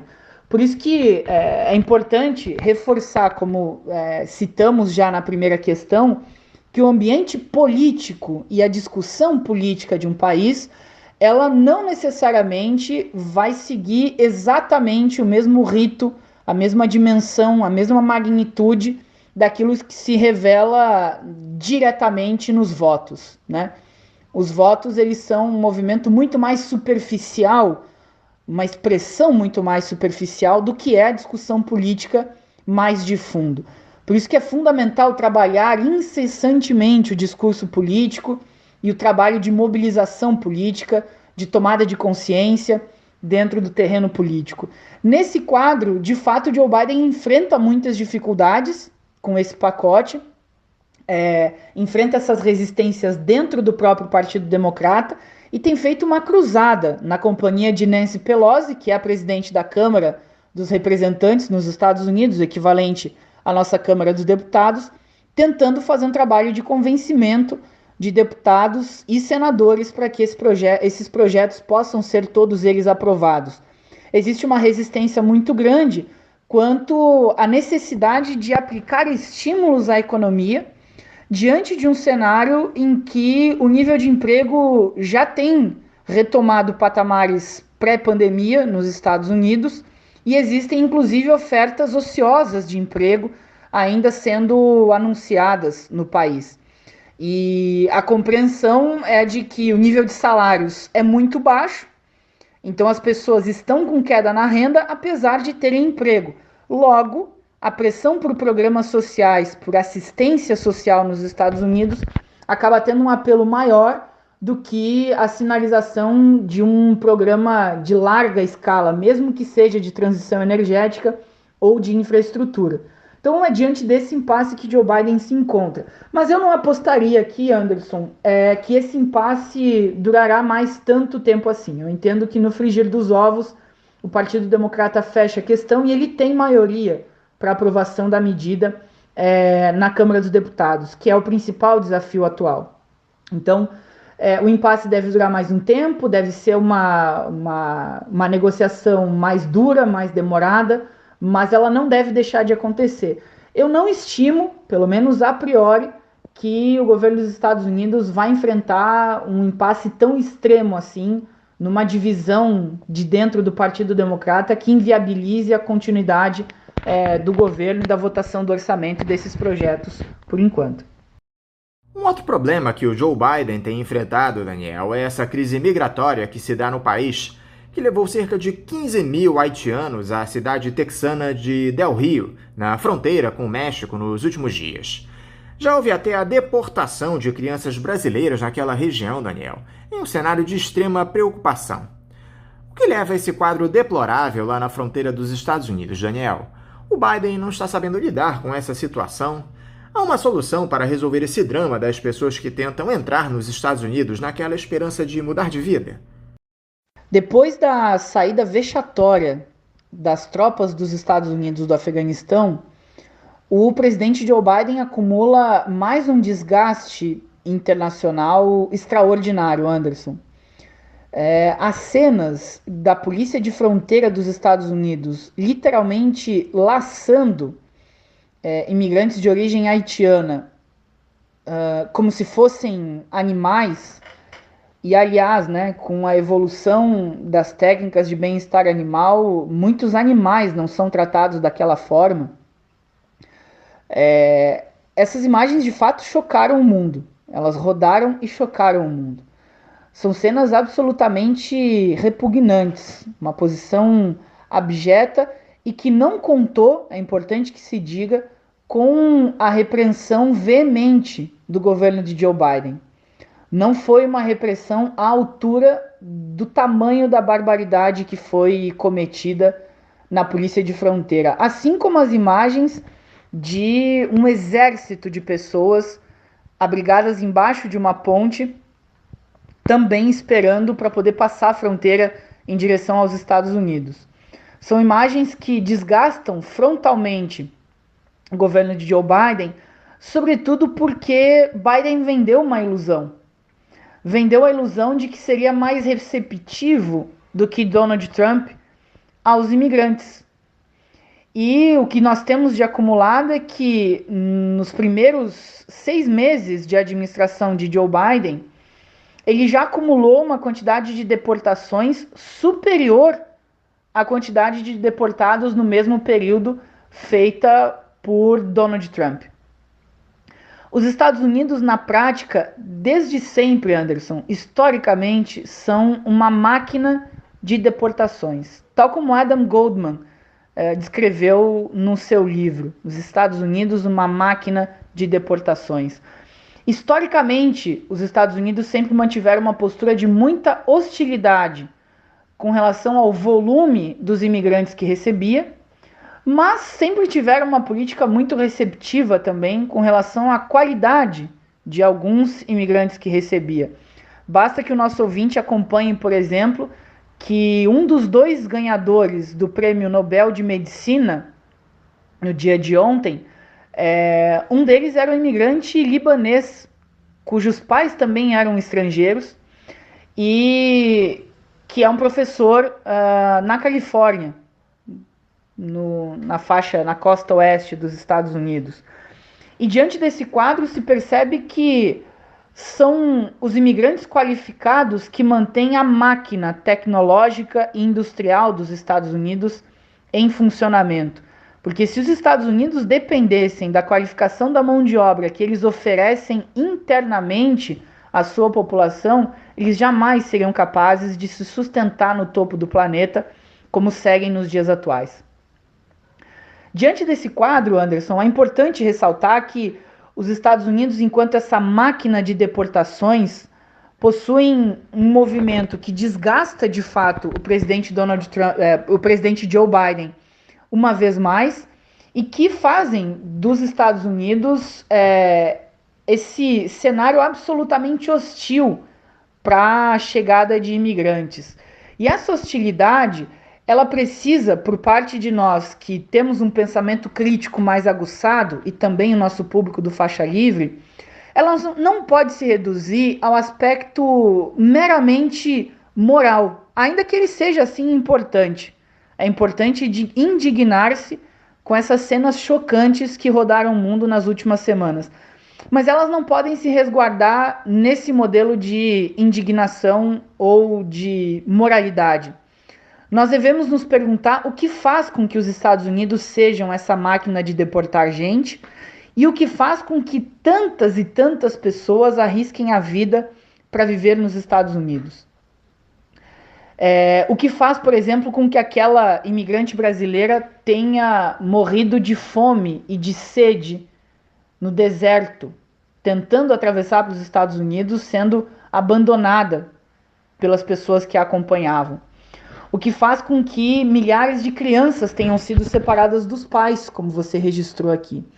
E uma das coisas que Donald Trump alegava na campanha com relação a Joe Biden e essas prisões, ele dizia: olha, Biden, não fui eu que construí essas cadeias. Eu estou utilizando uma estrutura que vocês do Partido Democrata também utilizaram e turbinaram durante as suas administrações. Portanto, os Estados Unidos têm uma política de Estado e é típico de uma política imperialista.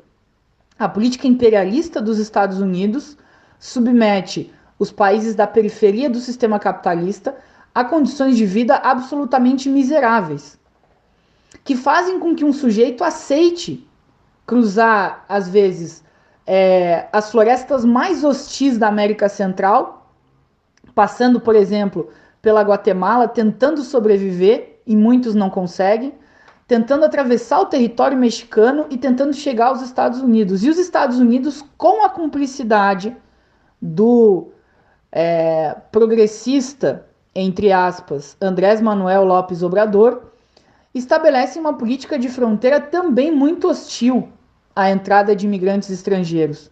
Os Estados Unidos, num acordo com López Obrador, acentuaram a patrulha da fronteira no México, não do México com os Estados Unidos, mas do México com relação aos demais países da América Central e fechando muitas vezes a porteira com relação ao Caribe, o que vai represando milhares e milhares de pessoas que se arriscam nessa travessia a pé.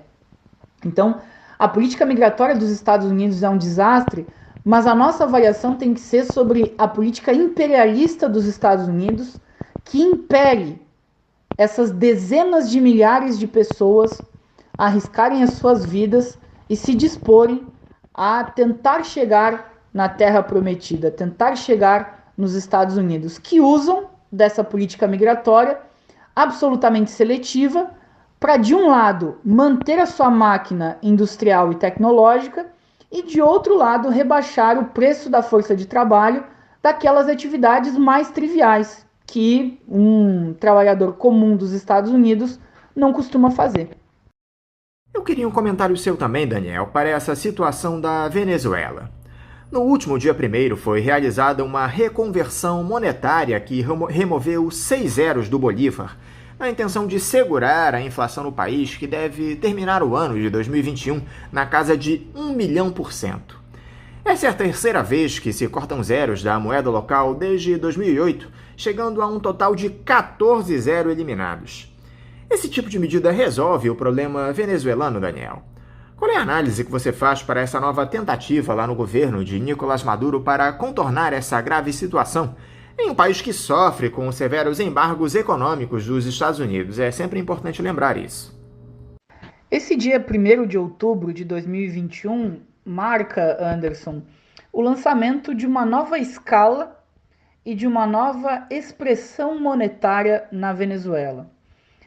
É importante ressaltar que se tratam de uma nova escala e uma nova expressão monetária porque, de acordo com os indicativos do Banco Central da Venezuela, o que se faz a partir de 1º de outubro é dividir todas as expressões monetárias da Venezuela, dos salários a todos os preços de bens e serviços, por 1 milhão. Na verdade, simplifica-se na imprensa econômica, no jornalismo econômico em geral, o corte dos 6 zeros, mas se trata na prática de dividir todos os preços por 1 milhão. E quando nós dizemos que essa é uma nova escala e uma nova expressão monetária, isso significa na prática que a Venezuela não está implementando agora em 1º de outubro um novo plano monetário, por exemplo. Quando acontecem novos padrões de escala estipulados, é comum, mas não necessário, que se adote um novo nome para a moeda. No caso da Venezuela, ao invés de bolívares soberanos, que era o nome da antiga moeda, agora os bilhetes de papel moeda serão distribuídos em bolívares digitais. É uma mudança absolutamente protocolar nesse sentido por parte da Venezuela, porque não implica numa nova política econômica de combate à inflação naquele país. E, de acordo com os indicativos do Banco Central da Venezuela, a transação aconteceu, a mudança aconteceu no sentido de tentar facilitar as transações financeiras diárias. Por exemplo, de acordo com o Banco Central também, o que se busca é tornar mais fácil transações como, por exemplo, que fracionem um montante de mais de 100 milhões de bolívares a se digitar numa máquina de cartão de crédito ou de débito que não aceita pela sua programação mais do que 6 zeros, né? E teria que lidar com 9 zeros agora. Então, é uma nova escala que está sendo implementada na Venezuela. Todos os preços serão divididos por 1 milhão e não há alteração do padrão monetário. Isso posto, é importante salientar, Anderson, que as pressões inflacionárias ou hiperinflacionárias na Venezuela, diante desse quadro, continuarão. A medida corre sérios riscos de, em pouco tempo, ser vencida, já pela realidade dos fatos. E que o próprio cenário de hiperinflação na Venezuela volte a multiplicar os preços e adicionar mais zeros à direita. Como você sublinhou, essa já é a terceira vez que uma medida dessa natureza é adotada, mas é a primeira que ela não vem acompanhada de todo um novo programa econômico, o que faz dela ainda mais passível de ser uma medida efêmera, de tiro curto. Como você já disse, foram 14 zeros retirados desde 2008. Pressionando os preços, portanto, da Venezuela para cima. E na sua própria pergunta aqui, né, Anderson, nós já temos um canal, uma chave que nos ajudaria a encontrar uma resposta, ainda que ela não seja definitiva. Mas o fato dos Estados Unidos terem uma política ultra restritiva com relação à Venezuela compromete sobremaneira a capacidade daquele país de exercer qualquer tipo de política econômica minimamente razoável. A moeda da Venezuela desde 2012, ela se desvalorizou, Anderson e nossos ouvintes, em 3,1 milhões por cento. É uma desvalorização que de maneira alguma pode ser atribuída essencialmente só a uma política econômica equivocada por parte do governo de Nicolás Maduro. Ainda que sim, o governo da Venezuela e Nicolás Maduro tenha uma importante parcela de responsabilidade no desastre econômico, na tragédia venezuelana. Não se pode retirar essa participação do governo da Venezuela nas imprudências com o sistema financeiro, na criação de uma espécie de fração burguesa dentro do país que opera o tempo inteiro em dólares, especulando contra a moeda local. Todos esses elementos são importantes e fazem parte do desastre da política econômica venezuelana. No entanto, nenhuma moeda se desvaloriza em 3 milhões por cento, mais de 3 milhões por cento, só a partir da sua incompetência econômica. A moeda é uma expressão de valor e é público e notório que a economia como um todo da Venezuela não teve um recuo dessa magnitude em menos de 10 anos. Contribuem para isso, sem dúvida, as quedas expressivas nos preços do petróleo, chegando em 2015, por exemplo, a algo próximo de 40 dólares. E no cenário atual, o caráter combalido do governo, combinado a uma política muito restritiva, que já vinha desenhada por Barack Obama, que foi aplicada por Donald Trump e segue sendo aplicada por Joe Biden, faz com que a moeda venezuelana se desvalorize consistentemente. Entre essas práticas, nós temos a manipulação dos preços do petróleo a serem vendidos pela Venezuela, né, por parte dos compradores internacionais, várias sanções, várias interrupções, o congelamento e o bloqueio da movimentação de contas que pertencem ao governo venezuelano, as suas reservas internacionais aplicadas e bloqueadas para a movimentação, que poderia ajudar a mitigar a desvalorização da moeda.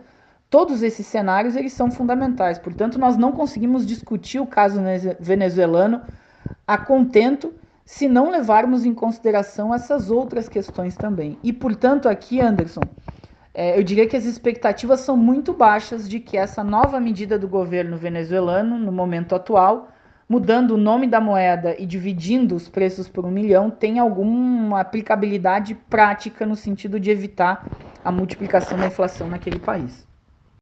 Eu também gostaria de uma opinião sua, Daniel, para esse sobrevoo de aviões chineses pela Zona de Identificação de Defesa Aérea de Taiwan nos últimos dias. Na segunda-feira, 52 aeronaves de guerra passaram por esse espaço, o que provocou enorme apreensão. O Ministério da Defesa da ilha alega que os aviões são um sinal de incursão dos chineses, ou seja, entrada de uma força militarizada em território estrangeiro que pode significar investida, ataque ou invasão. Como é que você interpretou essa sinalização da China, Daniel, lá em Taiwan? Pois é, Anderson, essa manobra chinesa realizada na última semana, ela acontece diante de uma escalada dessas ameaças e dessas manifestações que caminham na mesma direção.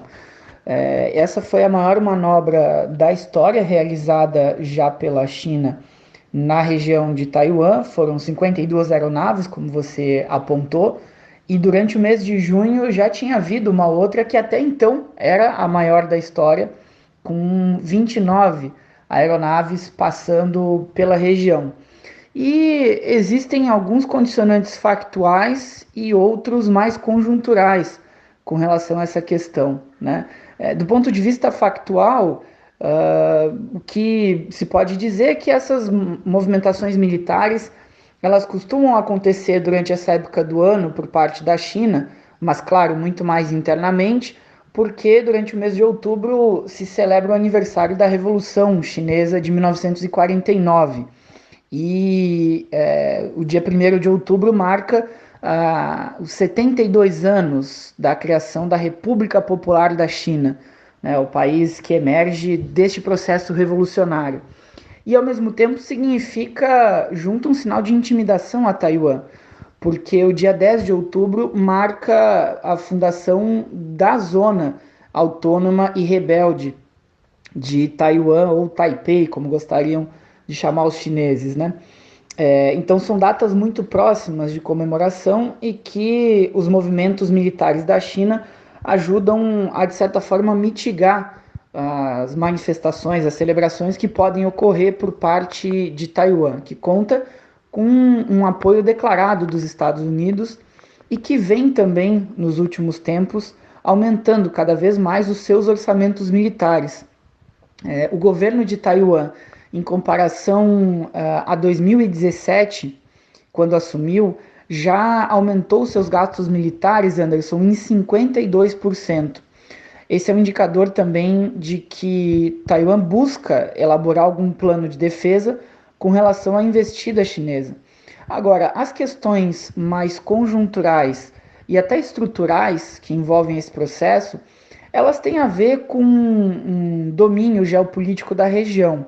Nós poderíamos fazer uma comparação aqui, Anderson e nossos ouvintes, de que a região do Caribe, ela está para os Estados Unidos, do ponto de vista do controle geopolítico, tal como a região do chamado Mar do Sul da China está para os chineses, sobretudo para a China continental. é uma zona com muitas ilhas, com muitos territórios, e cuja possibilidade de extensão desses territórios e a possibilidade de colocar bases militares que protejam o território chinês representam, do ponto de vista militar e estratégico, um triunfo, e por isso a região é muito cobiçada, e também são rotas comerciais muito vivas, né? A região asiática ela possui um volume de comércio 80% intra-regional.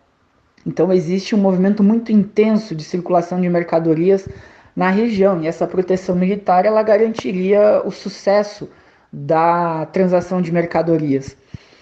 Diante desse ponto de vista, os Estados Unidos reagiram, já vem fazendo algumas movimentações.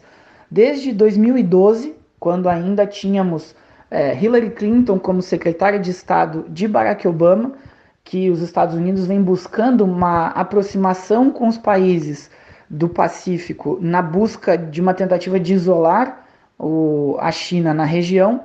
Isso remonta desde as partes de um acordo comercial, o antigo TPP, a Parceria Transpacífico, que os Estados Unidos lançavam para tentar arrebatar um apoio da Coreia do Sul, do Japão, da Austrália, da Nova Zelândia, da Coreia do Sul, de vários países do entorno da China, buscando esse isolamento comercial do país, e também acordos militares, que tinham sido sinalizados já desde a época de Hillary Clinton, e que ficaram ligeiramente estancados na administração de Trump e que voltam agora com Joe Biden.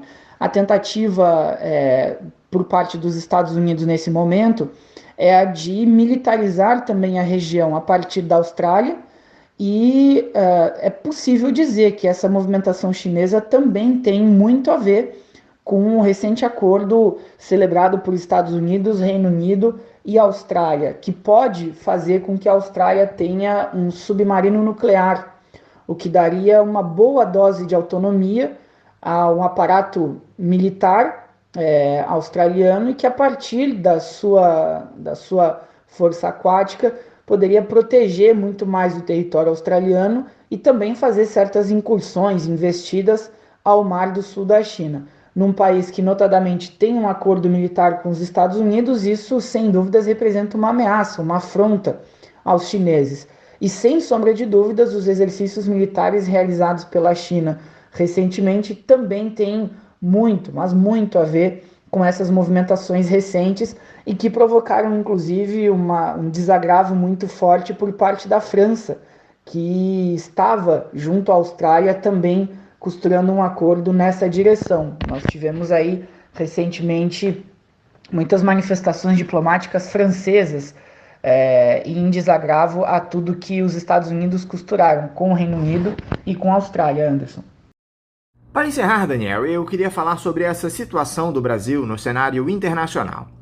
Já há uma articulação entre os países líderes europeus no sentido de isolar o Brasil na Conferência das Nações Unidas sobre Mudanças Climáticas, a COP26, que acontece no dia 31 desse mês na cidade de Glasgow, na Escócia, para evitar que o presidente Jair Bolsonaro possa bloquear acordos acertados entre os países que defendem uma ação responsável em torno da redução do desmatamento e da emissão de gases do efeito estufa. Os europeus avaliam que o chefe de Estado brasileiro é pouco confiável e que faz, abre aspas, propostas irracionais, fecha aspas. E pensar, Daniel, que o Brasil até pouco tempo atrás era um dos líderes nessa cruzada contra as mudanças climáticas. Como é que você enxerga essa provável medida dos europeus de isolar o nosso país nesse tipo de debate, Daniel? A primeira advertência, Anderson, que eu diria que nós temos que levar em consideração para discutir esse tema da COP26 é que nós vivemos na atualidade um momento de transição energética. E toda transição energética, ela tende a carregar consigo uma transição econômica e que, por sua vez, impele os países ao redor do mundo a fazerem uma transição tecnológica. E esses três elementos combinados, eles estão na ordem do dia e fazem com que a questão ambiental ganhe o grau de proeminência que tem atingido nos tempos mais recentes. A meu juízo, essa discussão deve ser preliminar aos debates a respeito da política ambiental no Brasil. Nós vivemos um processo em que a China desponta, comandando esse processo de transição energética, é acompanhada pela Europa, que não tem a mesma capacidade técnica para avançar no processo, mas busca fazer a sua transição também, e vem mais acompanhado de maneira tardia ainda por parte dos Estados Unidos, principalmente na transição de governo entre Donald Trump e Joe Biden. Esses três pilares do capitalismo mundial vêm comandando uma transição e, diante disso, aceleram uma agenda ambiental que expressa, a meu juízo, Anderson, uma manifestação de certo cenário de imperialismo ambiental. E o imperialismo ambiental que tem duas frações, a meu juízo.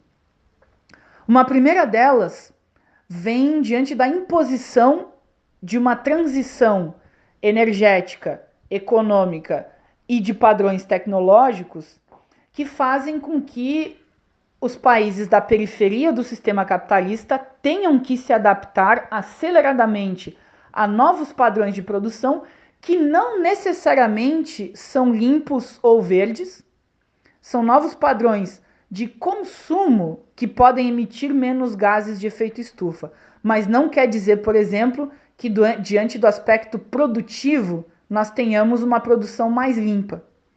O consumo pode ser um pouco mais sustentável, mas não há indicativos de que nessa transição energética atual, para as baterias, por exemplo, ou para os modelos elétricos, os motores elétricos, nós tenhamos uma economia mais limpa. Até porque a movimentação de metais raros, por exemplo, que devem ser obtidos para a produção desses bens,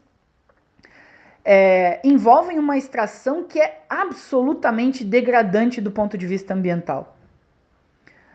Esse é um dos elementos. O segundo elemento desse imperialismo ambiental, eu diria que ele se manifesta no caráter extremamente confortável aos países centrais para estabelecer políticas de protecionismo mediante barreiras não tarifárias travestidas de políticas de sustentabilidade ambiental, como é, por exemplo, o bloqueio às exportações brasileiras, iminente por parte da Europa, em função do não respeito às legislações ambientais, quando é público e notório que muitas empresas de origem europeia promovem crimes ambientais no Brasil, sistematicamente. Volta e meia, os meios de comunicação revelam madeireiras, mineradoras, produtoras de papel e celulose, todas elas com sustentabilidade ambiental absolutamente questionável. Então tem essas frações que devem ser consideradas.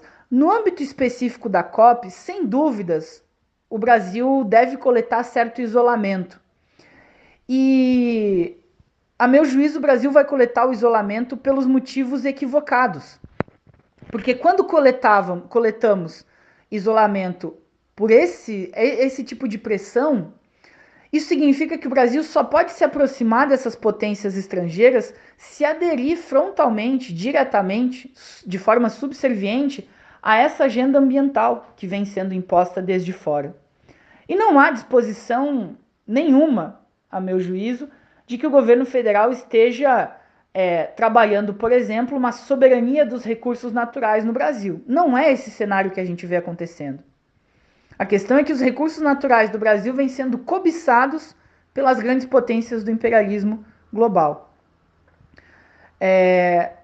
Eu recordo isso porque quando o Brasil não coletava esse isolamento ambiental, Anderson, e era de certa forma celebrado como um dos expoentes desse modelo, era o mesmo Brasil que, quando sediou a Grande Conferência do Rio em 1992, sediou uma Conferência do Rio extremamente pressionado porque tinha que lidar com o assassinato de Chico Mendes na defesa da floresta amazônica.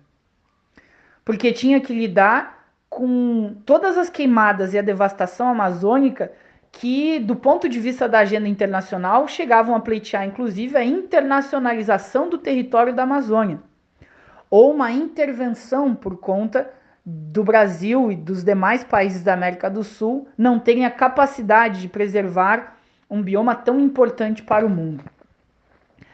Esse tipo de manifestação que poderia transformar o Brasil em referência tampouco deve nos encantar, Anderson. E para o nosso ouvinte aqui, mesmo na conferência da Rio+20, em que o Brasil até tinha bons indicadores ambientais para apresentar, como por exemplo a redução de 80% no desmatamento da Amazônia entre 2005 e 2012, é o mesmo ano que marca a revisão do Código Florestal, em que, por pressão do latifúndio no Brasil, a ex-presidente Dilma aceitou colocar essa pauta em discussão e passou e sancionou a lei aprovada no Congresso que estabeleceu um novo Código Florestal que relaxou, flexibilizou, retirou vários dos impedimentos à exploração mais degradante do meio ambiente por parte do agronegócio e das mineradoras. Então, mesmo quando o Brasil gozou de certo prestígio na agenda ambiental, tampouco foi pelos motivos que eu reputaria os motivos necessários para que se coletasse algum isolamento. Porque o isolamento ou a má vontade com os países imperialistas não é necessariamente algo ruim, ao contrário, sinalizaria algo de positivo. Não é o que nós temos por parte desse governo. Esse governo só aponta para a devastação ambiental e a subserviência com relação aos nossos recursos naturais. E diante de um quadro em que na COP26, um dos temas a serem discutidos também, Anderson, pode ser, não é certo, mas pode ser o financiamento ambiental para transições energéticas entre países centrais em direção a periféricos, que podem acumular um montante de 100 bilhões de dólares. Como os países centrais não são movidos exatamente pela filantropia, esses 100 bilhões de dólares muito provavelmente terão em contrapartida o controle dos recursos naturais dos países periféricos. Seja através de empresas com iniciativa privada negociando o ar limpo na forma de créditos de carbono, seja mediante a ocupação direta de reservas naturais desses países periféricos sendo controladas por empresas estatais e privadas de países que pertençam ao imperialismo.